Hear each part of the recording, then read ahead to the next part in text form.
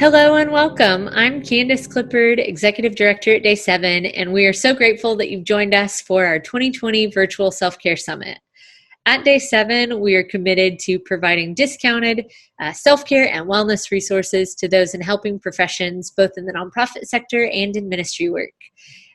Far too often, these individuals are so busy caring for our community and don't often have the care that they need to receive in order to continue their work from a place of health. So this year we created this event as both a resource to our community and to you in attendance, as well as a fundraiser to help continue to support the ongoing work of Day 7. And we are so thankful that you have joined us. I'm excited now to introduce you to conflict mediator and author Kimberly Best for her session titled Confidence in Conflict Tools That Work. Kimberly is a registered nurse and also professional conflict mediator, focusing on conflict coaching, family mediation, health and elder care mediation in Franklin, Tennessee. She spent most of her career as a registered nurse in intensive care, trauma, and emergency medicine, where she cared for people in extreme need and gained valuable experience in the medical system. So Kim understands firsthand what it's like to be in a helping profession. She attended graduate school at the University of North Carolina, Charlotte, in clinical and community psychology.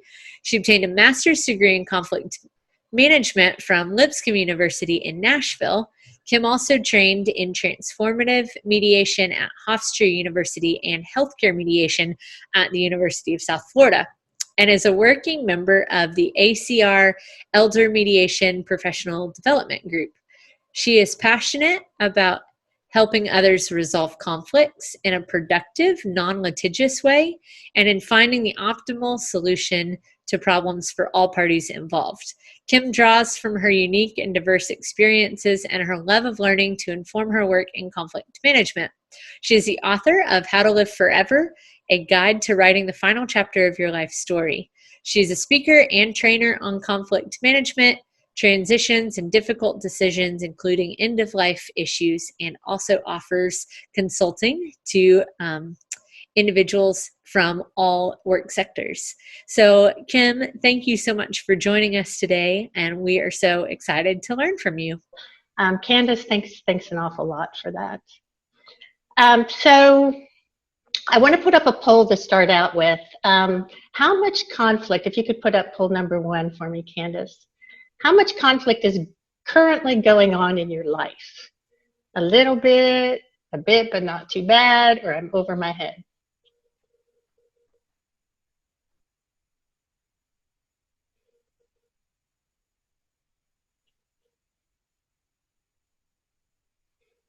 Wow, you all are doing great. So a little, 42%, not too bad, 42%, and 16% are over their head.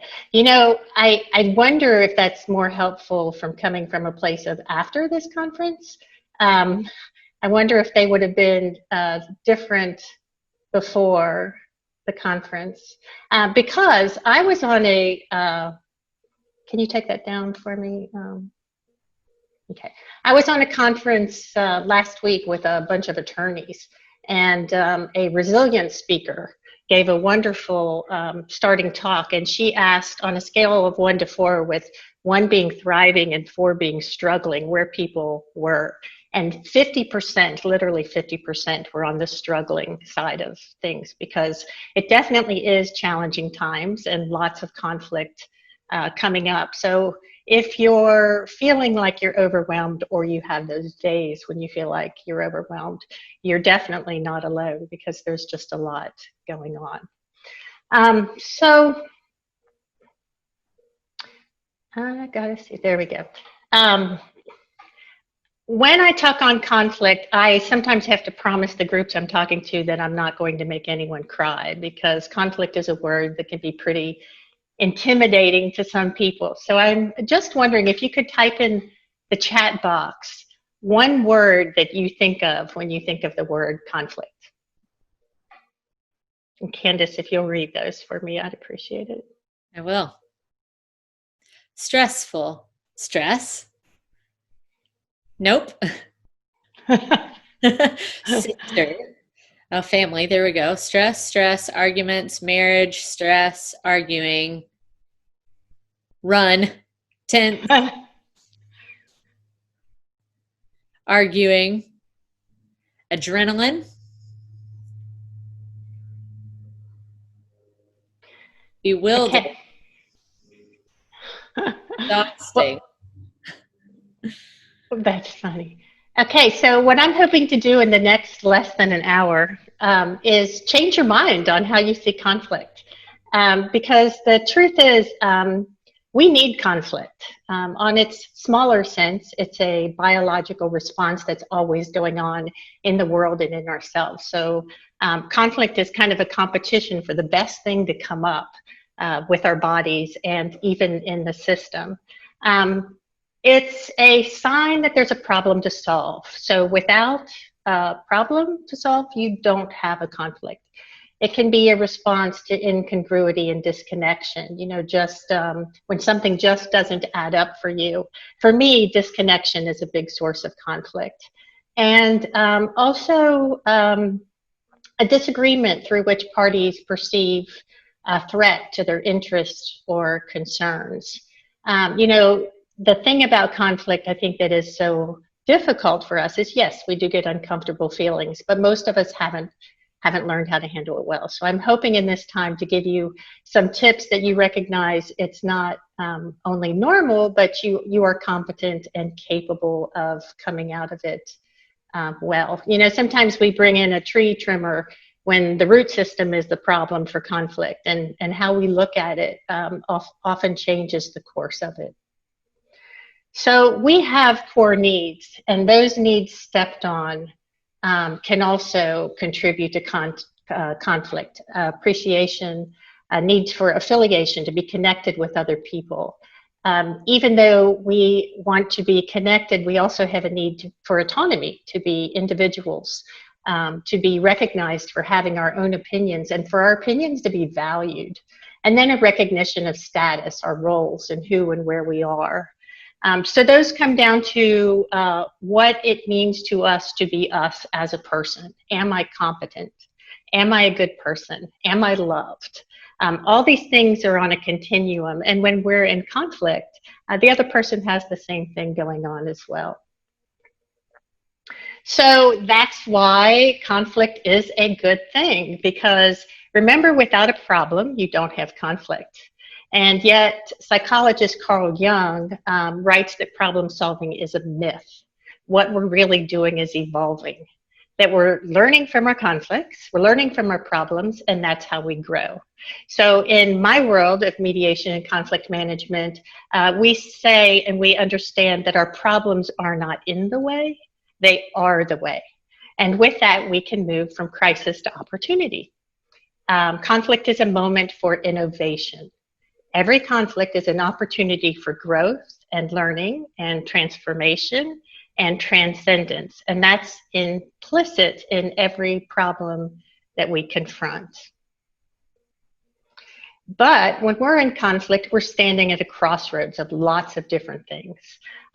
We stand in the crossroads of problems that we need to solve that we don't have the skills yet to solve. And we stand in the crossroads of how we want our relationships to go, and even if we want to continue in those relationships. Whether to stay or not stay in the conflict.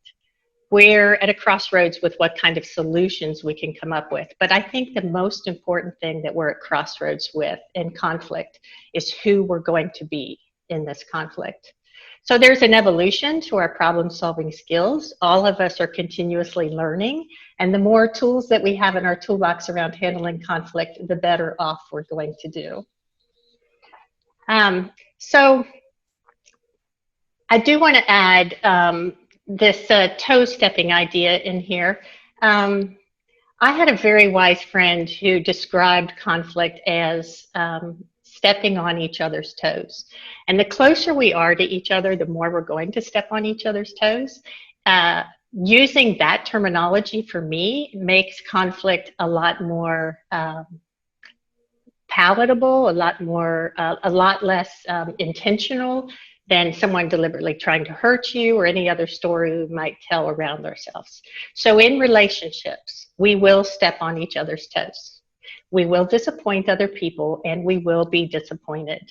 And that's not the problem. The problem is, how do we move forward from that? So I like the toe stepping way of sort of making it not such a malicious event to be in conflict, and just to recognize that it is going to happen. So our conflict response is made up of two things: our nature, our biology, our heritable factors that we got from our parents and our ancestors before them, as well as what we learn. And that includes our environmental experiences, where we grew up, how we grew up, our birth order, what life has taught us along the way. There's a lot of things that go into both of those, and we'll discuss those in just a second. Could you put up poll number 2 for me, please, Candace? So when you were growing up, do you think you learned how to handle conflict well?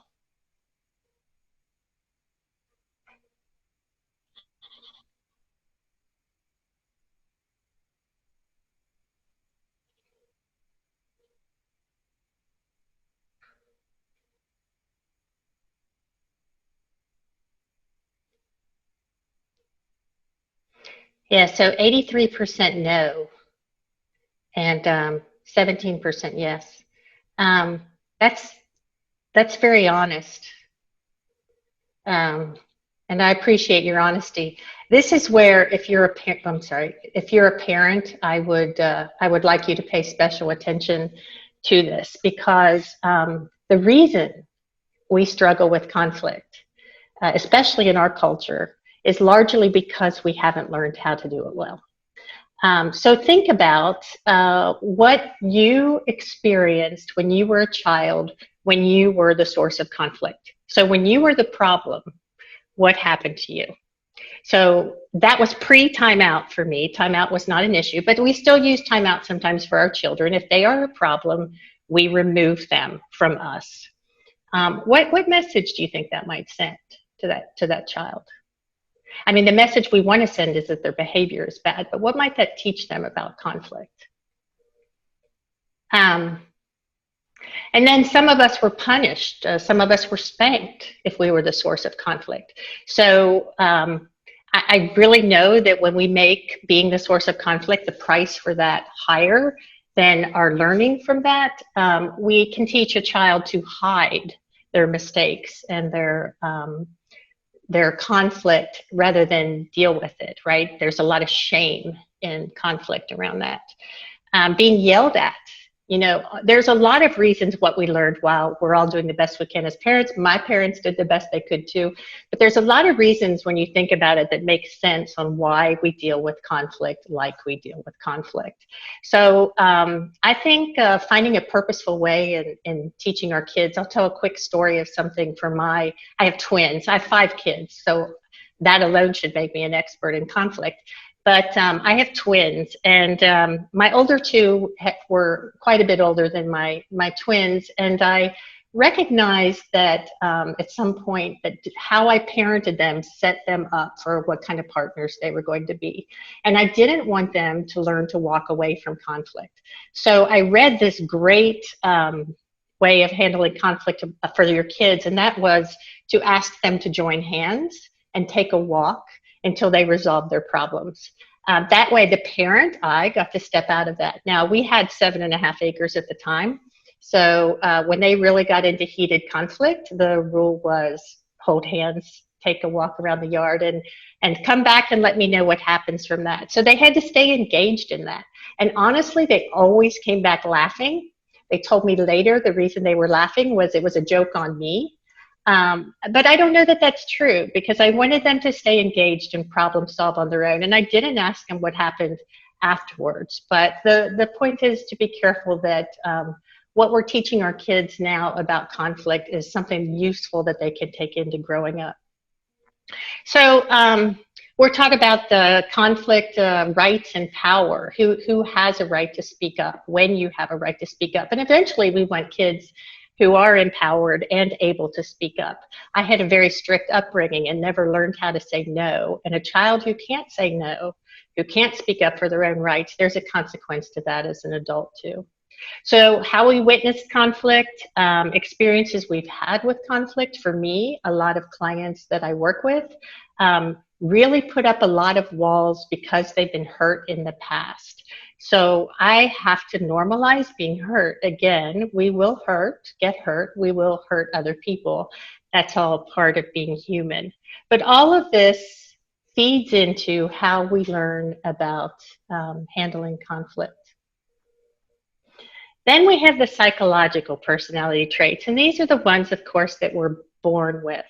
Our amount of extroversion and introversion, our tendency toward conscientiousness, neuroticism, which we all are neurotic to varying degrees, but our anxiety, our worry, fear, anger, jealousy, guilt, our tendency toward depressed mood, loneliness, some of this is hardwired in us. How agreeable we are. We know those laid back people who don't get rattled by much at all, and those people who are, you just do a little poke and you get a big reaction back. How open or not open. A thing to think about this is to recognize where your hardwiring is and to the degree that it is. And also for our children, sometimes recognizing where we are on this continuum, on these scales, where our children are, helps us keep our expectations realistic for them. So if your child is, or you are, tendency toward, liking to be alone, liking to process things internally. Normally we marry people who are completely opposite that, like that's just a given on these scales too. Understanding that there's not something wrong with that person, or they don't have to change who they are. We can modify who we are, but we have to accept and recognize our limitations based on our psychological personality traits. So, in addition to our psychological personality traits, we have this wonderful organ called our brain. And if you've ever been in conflict, as I'm sure you have, like me, you might have had one of those moments where you react first and think later. And that's a problem in conflict. That's a problem with triggers, which we'll talk about in just a few minutes. But we are hardwired for survival.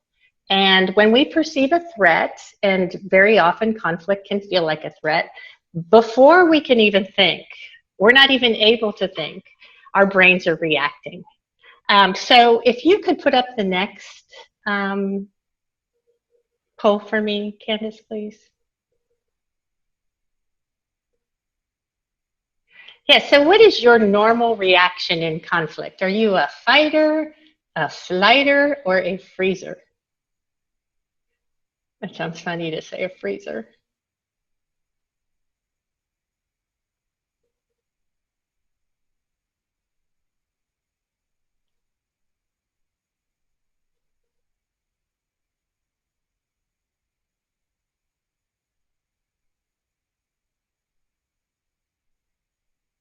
Okay, so most people here are fleers. That does not surprise me in caregiving. That givers tend to not be quite so much fighters. 30% fight, 45% flight, and 25% freeze. So recognizing what your tendency is toward conflict is really important, because when you see yourself doing that, you can react differently. So I want to point out here two things. Number one, my favorite Mediator says, speak in anger and you'll make the best speech you'll ever regret. So when we're acting from our amygdala, we're liable to cause harm.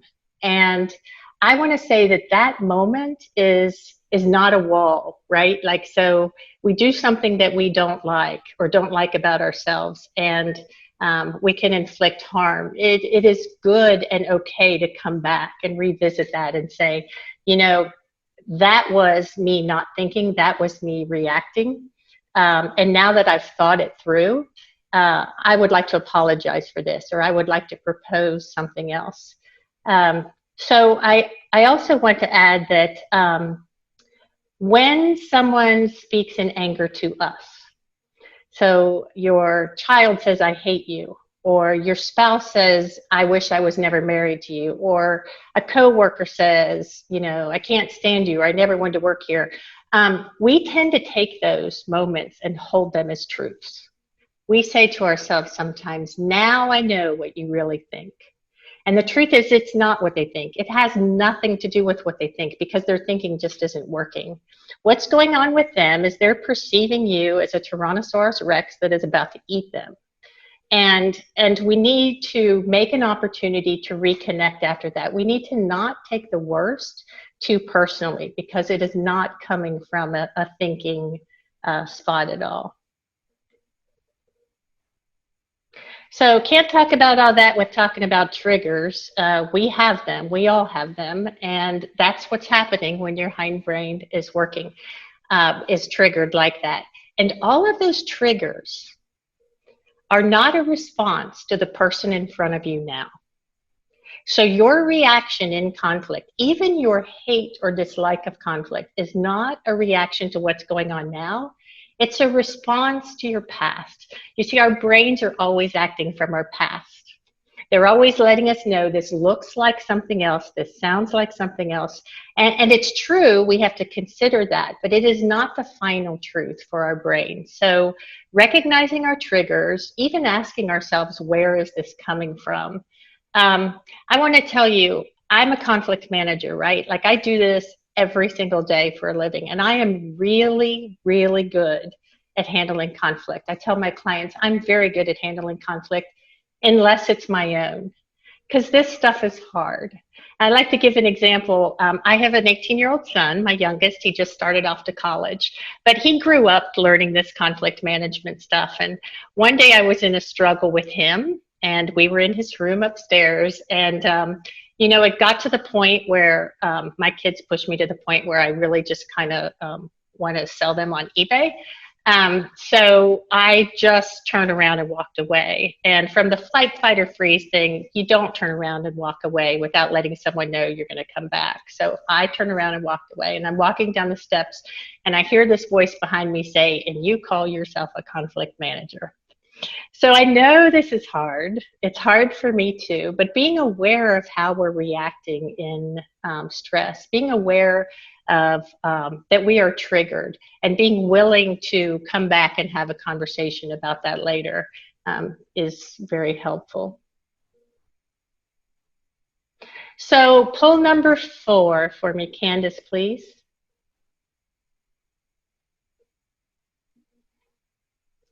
Yeah, so where do you experience the most conflict? At home, at work, or with yourself?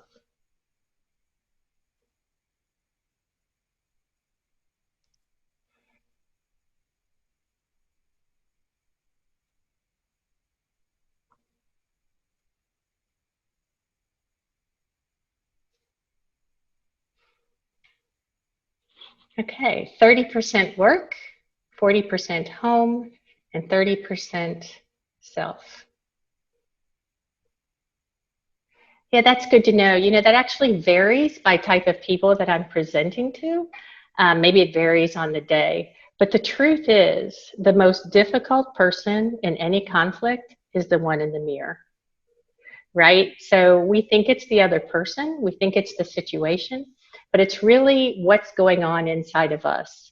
And knowing what's going on inside of us, knowing why something feels difficult to us, whether that's an expectation on ourselves, whatever's going on, we can't change the person across from us.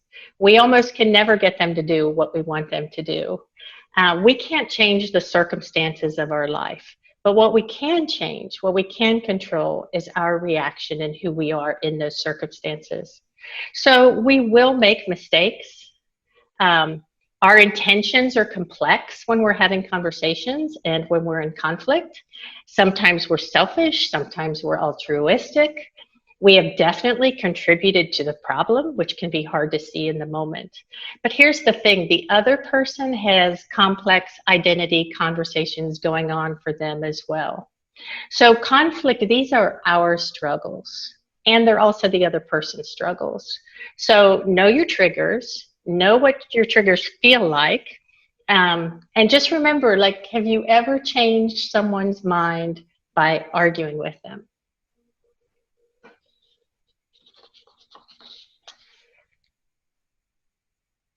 So we need to own our own feelings around conflict. And one thing I hear a lot is someone made you feel a certain way, or someone should do something to make you feel a certain way. And I'd like to empower you and everyone to own your own feelings. If we give the choice of how we feel over to someone else, we kind of do that when we're infants, I guess, like our feelings are dependent on our parents to a degree, but as adults, we're responsible for our feelings. And part of that responsibility means knowing what you're feeling. There is, I wish I would have thought to hand this out ahead of time. I did not, but if you Google, John Gottman has something called the anger iceberg. It's easy to Google. And there's just an iceberg on top. It says anger. And underneath is all the emotions that are underneath anger, that we label something anger. And it could be hurt. It could be sad. It could be anxious, loneliness, a lot of things that we perceive. When we can figure out and name our emotions, we can own them and we can figure out a solution to that. So the solution to our feeling bad isn't the responsibility of someone else. That solution is our own responsibility. So we need to identify whose problem is it. And whenever we seek to avoid emotional or heartfelt communications in discussing our conflict, whenever we can't talk about it, it really is a clue that there's some deep-seated and systemic issues going on. And when there are people or communications that we're trying to avoid, it's very likely that there's some deep emotional issues. There's emotional risks. There's a lack of an emotional safety going on as well. So the good news on that is we can see that in ourselves, but we also know that with other people. For me, I've worked with a lot of couples and even divorcing couples. And when people are in conflict, I hear very often, this person's a narcissist, and this person says, this person's a narcissist. So I always have a couple narcissists in the room at the same time. We are never so narcissistic as when we're hurt, because we are wired to be concerned with us. When we recognize that, we can move outside of that. So I want to throw in a note on conflict, the words never and always. Of course, we should try not to exaggerate with never and always, but it is not the worst thing in the world to do that. What it means, you always or you never, it means you're doing this too often or not often enough for me, and I'm getting upset. So it means it's the straw that broke the camel's back kind of thing. And it's just an exclamation point to how big the problem is. And we very often get stuck on the no, I don't, never. I did this 3 months ago on, June the 1st, instead of dealing with the issue. So don't let never and always side rail you. Recognize it, that it's just more of a greater call for help. The other thing to know about going into conflict is there are two truths, and lots of people get stuck in what's true. No, that's not how it's happened. No, that's not what I said. And again, we don't get to handle what the problems are for being stuck in truth. Back to our brain comes to quick truths. Our brain makes big decisions. And what happens is we disagree about facts and end up arguing instead of searching for the answers. We see the other person as the problem. They're being selfish or controlling or irrational. And the goal of pointing out why the other person is wrong never ends well. We have different interpretations based on what I said about our wiring and our experiences. We have different ways of viewing things. So there are so many scientific studies on how two people can witness the same event, but won't have the same story to tell around that. Again, remember, our brains are thinking from the past. They're using what we know from our own personal past and integrating it into the present situation. So it only makes sense that people are going to have different stories. Don't be sidelined by the fact that you can't agree on the details of something, because feelings are often at the heart of the issue. And then when unexpressed feelings leak into the conversation, especially around facts, we don't listen very well, and that's when problems can come up. So we can hold two truths in our hands, right? We can hold your story and someone else's story. It doesn't have to be either or. We can be for something, but not for parts of it. We don't have to reject the whole thing. So keeping in mind, our conversation is not about trying to change the other person's mind. It's about trying to understand the other person's point of view, as well as having your point of view understood. So relax your grip on certainty and listen. And listening isn't the same as agreeing. So we don't have to be in agreement to listen to someone.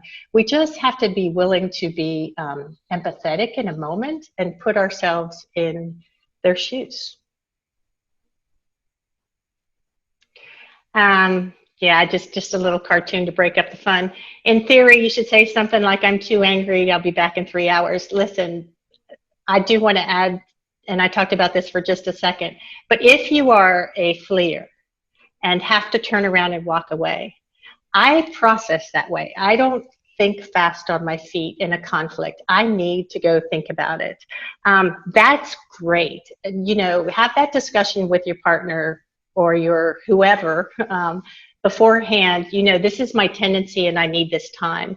Set the amount of time, come back and honor it, because a lot of people do have things around abandonment, or the feeling of someone turning around and walking away can be super painful. So calling a timeout for the conversation, when you do that, it's a great idea. You need to calm down that hindbrain reaction.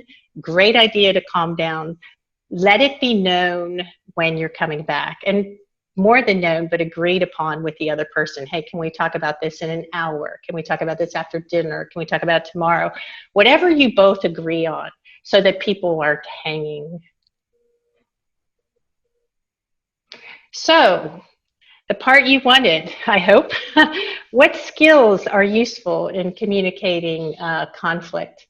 Yeah, so recognize your triggers again, use your thinking brain, right?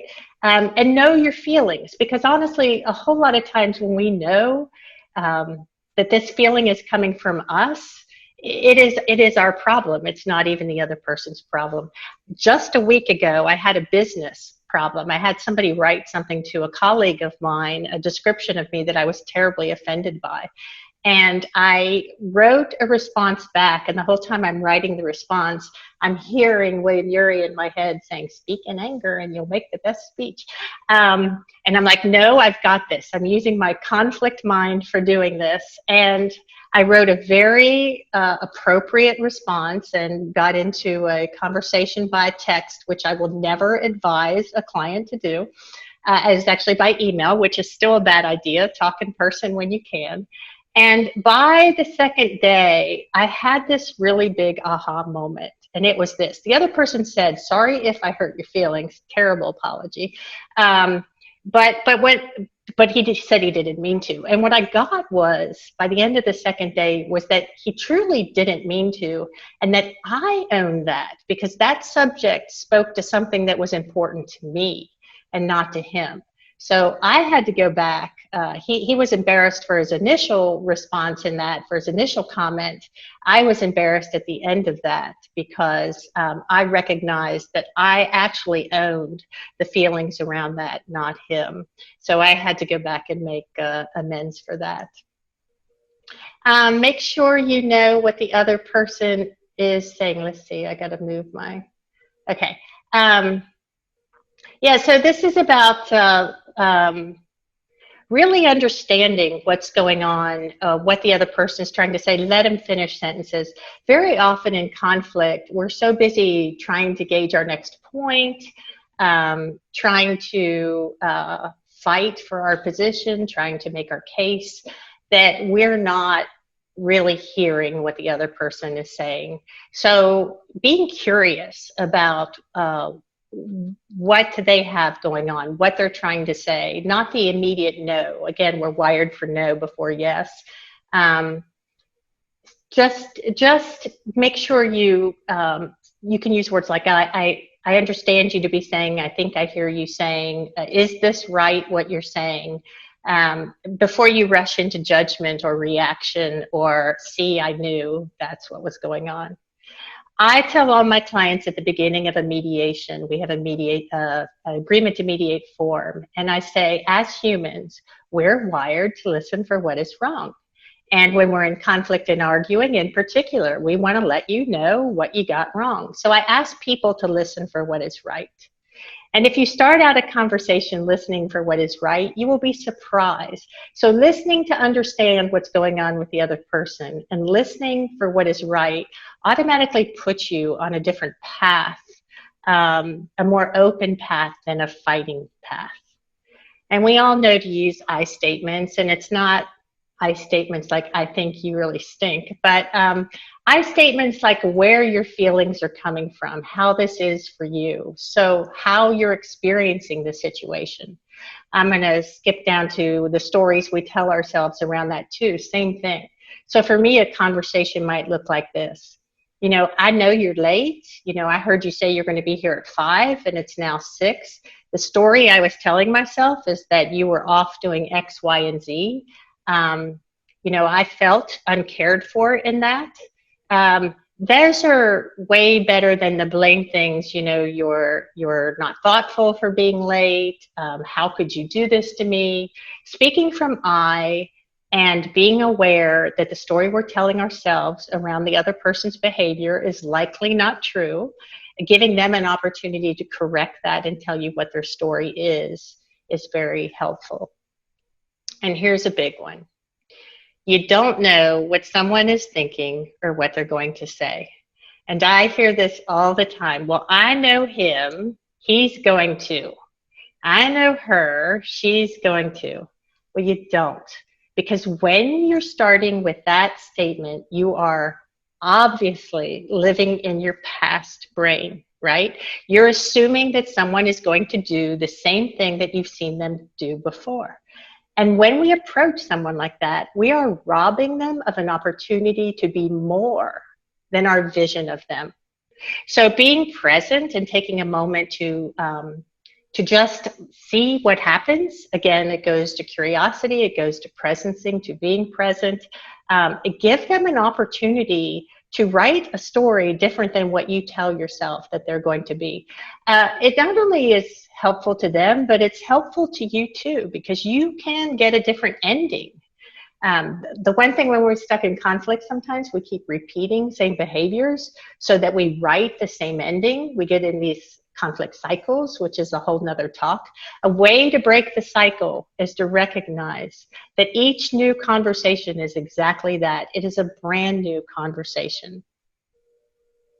And right and wrong. So decades ago, I had a very wise friend who, she's brilliant, and she's very, very good with words. And she married a man who wasn't so good with words. And she told me one day, you know, when I argue with him, I always win because I'm so much better at words. And then one day I realized that for me to win, I have to make him lose. And I want to love enough that I don't have to make someone lose. And if you substitute that with the words right and wrong, in order for me to be right, I have to make you wrong. And I want to love enough that I don't have to make you wrong. So I think those are really powerful words, and they have guided how I do a conversation ever since then, because it goes to the two truths again. We don't have to be right or wrong. We just have to be honest. And learn how to apologize. There is a great book called by Helene Brenner called Why Won't You Apologize? There are lots of ways that sound like apologies. I could do another course in apology as well. It's one of my favorites. But a lot of ways of apologizing can be more hurtful than helpful. So I had the best apology in my life not that many years ago, and it went like this: complete ownership of what went wrong. I'm sorry I hurt you when I did this. It doesn't mean you have to agree that that what you did was wrong. It means that you're acknowledging that that person was hurt by that. Doesn't mean you meant to hurt them. Doesn't make you a bad person, right? So the person said, I'm sorry I hurt you when I did this. I will try for that not to happen again. And the magic words, how can I make it up to you? How can I make it up to you? Because we have to make reparations for our relationships. Just I'm sorry is a start. It is a start. But learning how to apologize well is a game changer when it comes to difficult conversations.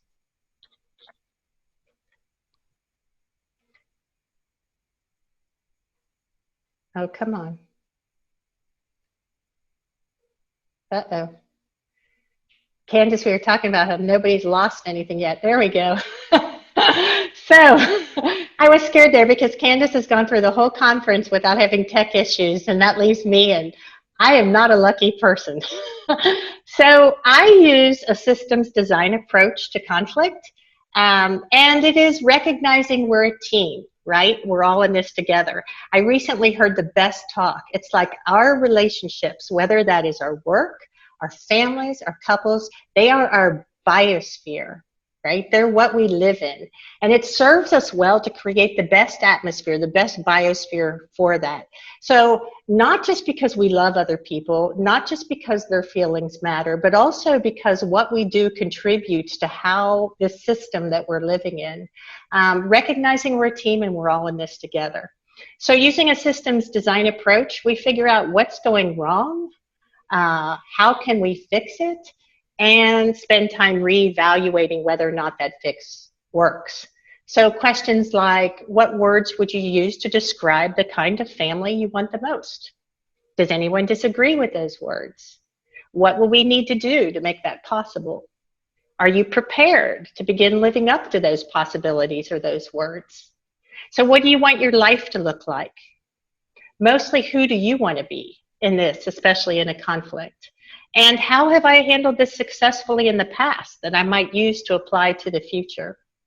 So again, it's an evaluation. You take a problem, you walk it through a process of brainstorming ideas for solution, you apply them. If they don't work, fine. Every day is an experiment. You know, we just don't have the right answer every time.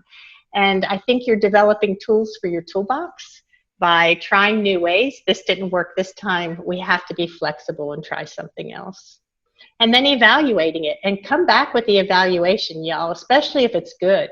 Wow, that worked, you know, or wow, I feel better. That reminds me, I didn't put this in this talk, but the 80-20 rule around relationships and conflict, just our relationships with our children, with our coworkers, we're like banks, you know, we get feedback put into us. We get deposits put into us. Those are the good things that come in. Then we have the withdrawals. Those are the criticisms and the hard conversations. And they're going to happen. They have to happen. That's how we grow. So the thing is that sometimes, I was guilty of this some with my own kids, there was a level of behavior I expected from them. And if they fell below that, I let them know. So one day they let me know that they perceived all that I was saying to them was criticism. And they were right. The 80-20 rule is that we spend 80% of our time, 8 out of 10 times, we're speaking gratitude into someone. We're speaking appreciation. We're letting them know we see what they did that worked. We're affirming them. So that 20% of the time, we can have hard conversations. We can offer criticisms that might be difficult to hear.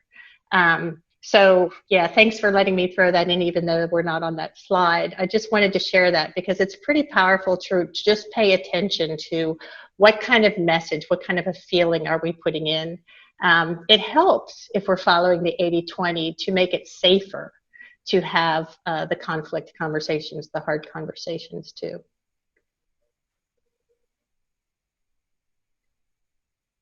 Okay, it's not going to do it again. Okay, so um, I don't want to lose sight of one of the most important things about any conflict, any interaction with another human being, and that is respect. William Ury, who wrote Getting to Yes, who is a mentor of mine, says respect is the most underestimated power that we have. To respect the other human being, to see the humanity in the other human being. Respect meaning to see again. To look again and see the human being there, respecting the dignity of every human being. That's the channel into the human heart. Y'all, none of us are the problem. We are not the problem. The person that we're in conflict with is not the problem. The problem is the problem. So if we can separate, as William Ury says, the person from the problem, if we can remain respectful even though we're different, we're going to have a lot more success, probably a lot less conflict too. So I am a mediator, and mediation is one way to handle these conflicts. So I have to talk just for a second about mediation. It is an alternative to litigation in a lot of cases. So we know with litigation, there's a lot of acrimony. Somebody wins, somebody loses. Doesn't necessarily matter who's right or wrong. It's expensive. You don't decide your fate. Mediation is a way of handling disputes where a third person who they say is a neutral, but I think I would call myself an omni advocate over a neutral. I am for both sides, developing an outcome that works for them. So no one has to win and lose. Both people can decide an outcome. Of course, this helps preserve relationships, but mostly it empowers your own life. You get to choose your outcome instead of someone choosing it for you. So mediation is a good way for handling every kind of conflict, from parents with children, couples, businesses, small businesses, pre-litigation or post-litigation. Some of the mediations I do are with attorneys present. I do want to say that, you know, we live in a time of litigation. I mean, we live in if we get upset, if something doesn't go our way, if we get hurt, we tend to go to, I'm going to sue, or to the law. And there's a whole lot of things that aren't working about that. The loss of relationships being one. So I feel like learning conflict skills, I hope you all have learned plenty of them, helps us avoid the escalation of conflict to these points. But mediation is a great way to get back to somewhere where you can resume a relationship. And also you learn a lot of conflict skills going through it. So mediation, doing conflict well, conflict coaching, all of these things are about building bridges. It is about understanding that people are different from us. It is about respecting their differences. It's about being willing to hear, to understand, as well as speak our truths and own our truths. Because really, the moment I invalidate someone else's beliefs, I'm dehumanizing them. So it is better to love than to be right. And when we insist we're right, we're attempting to dominate and overrule the other's interests, perspectives, and insights. And what are the costs for that? Rather than building walls, we can let go of certainty and build dialogue. So good things come out of bad moment with conflict. It's the best form of connecting deeply. It's not sweeping things under the rug where the pile grows. It's about when we work through these things, whenever we do, I mean, when you work out physically, you know, you do hard stuff to become stronger. And that's what going through conflict does. So good things come out, and the bad moments are doors. They're not walls. They're doors to open, to move through, to get the ending, the resolution that you want. And please give grace. Allow for mistakes for yourself and the other person. Because life is trial and error. Every single moment that we live, we've never lived before, right? So we're going to make mistakes.